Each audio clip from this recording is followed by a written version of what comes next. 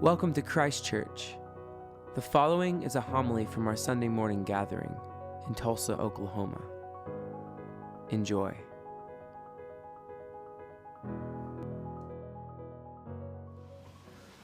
Last Wednesday, Ash Wednesday, I talked about Ash Wednesday, and two main pieces of that service have to do with the acknowledgement of our mortality in this earthly life, and then also to understand the importance of relationship. That relationship to God and relationship to one another is the primary teaching of Jesus and is the primary message of God.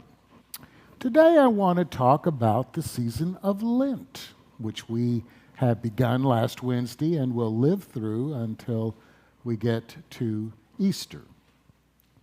And the main thing I want to talk about is some misconceptions about Lent and what it's really about.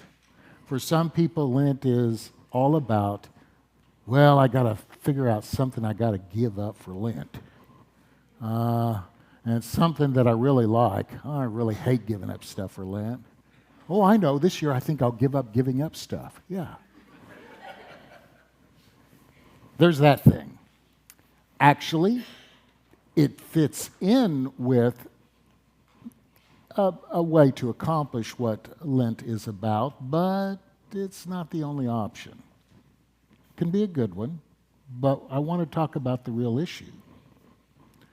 The real issue is a word called discipline. And I want to dig deeper into that word than how we normally use it. Normally, we use the word discipline to mean punishment. You're going to be disciplined. Bill, come to my office, says the principal. I heard that a lot. That's an understanding, that's a way that we've commonly used that word, but you know, the root of the word is disciple.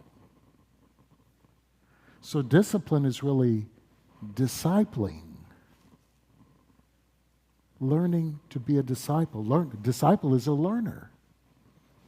Jesus is the great teacher.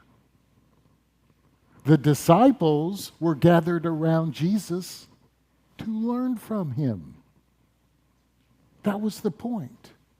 And to go out themselves later and make disciples, learners that learn about those things I talked about before, especially and mostly the relationship we have with one another and the relationship we have with God. Very important. The relationship's the thing. I'll say it again and again and again. You'll hear me say that because it is important. But how do we go about that relationship? Well, for one thing, we've got to take a look at what prevents us from having good relationships and being good relators and relations to others.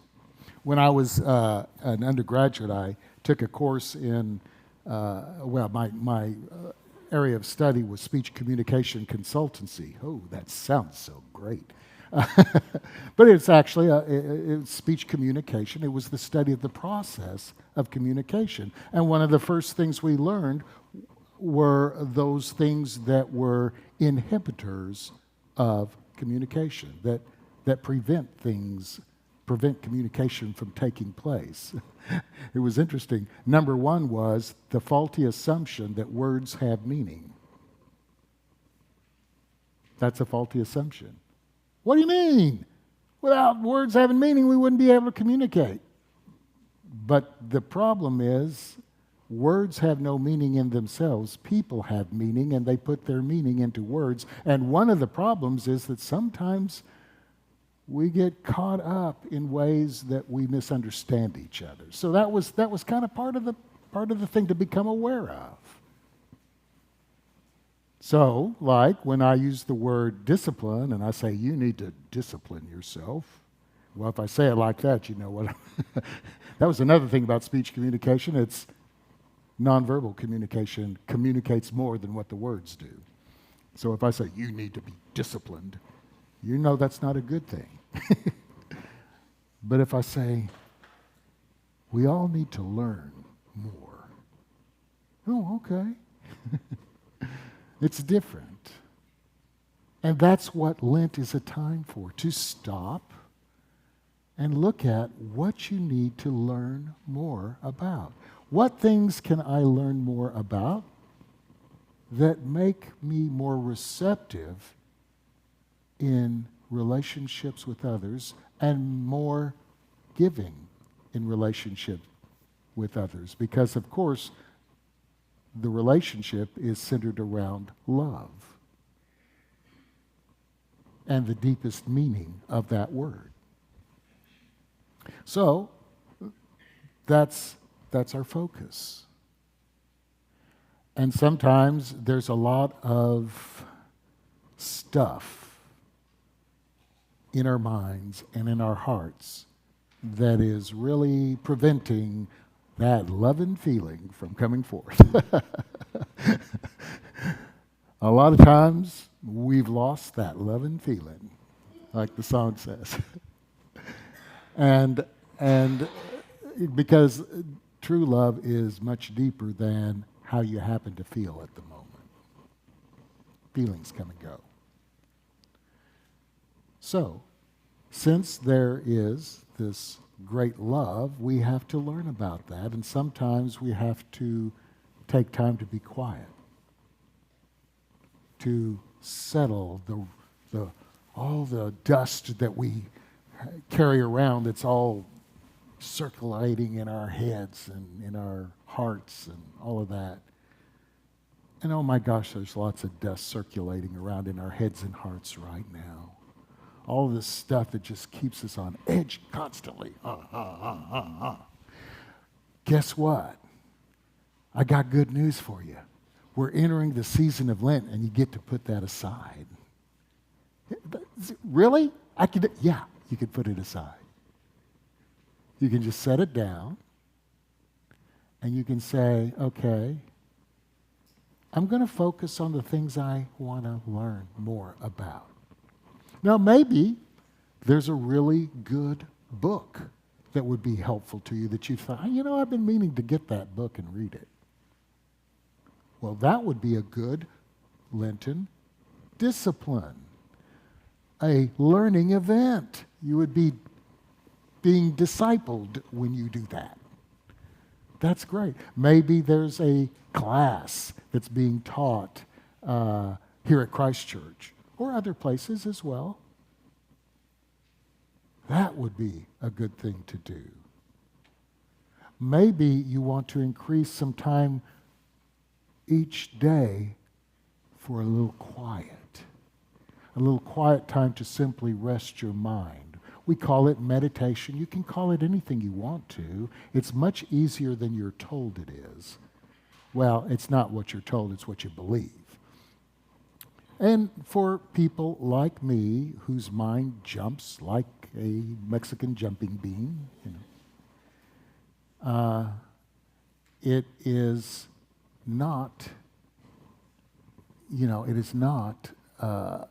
it doesn't seem like it would be easy. But in fact, it is, really. You just sit down and you say, for 3 seconds, I'm going to have no thought. I'm not going to think about anything. 3 seconds. And you'll find that for 3 seconds you can do it. And then pretty soon, have I planned what we're having for dinner tonight? Yeah, then it starts coming, Your mind wants to, get in there. And you say, I'm going to try another 3 seconds. Because the funny thing is, when you do that, you feel good. It feels good to have nothing happening, but just being present. So what if you were to devote as a discipline 5 minutes each day to that? That's it, 5. Just 5. Are you sure you don't mean 30, Father Bill? Yeah, I'm sure I don't mean 30. I mean 5. You may later decide, oh, I want to do that a little longer. That's fine. But what about 5 minutes? That's another way in which you can disciple. Another way, maybe there is something you probably indulge in a bit too much or find too much a part of your routine that isn't really helpful to you, that you want to say, I want to take a little break from that, whatever it is. Except chocolate. Chocolate's good for you. No, I'm kidding. Whatever it is. See, Lent is a time to sort of focus on how can I learn more about what's going on inside me, about how I'm relating to other people, about my relationship with God, who's simply waiting patiently for you to decide maybe you'll want to do more about that relationship, and is quick to be a part of that. So Lent, instead of being this, oh my gosh, we're going to have to beat ourselves on, and do all this for Lent until we get to be happy again at Easter time.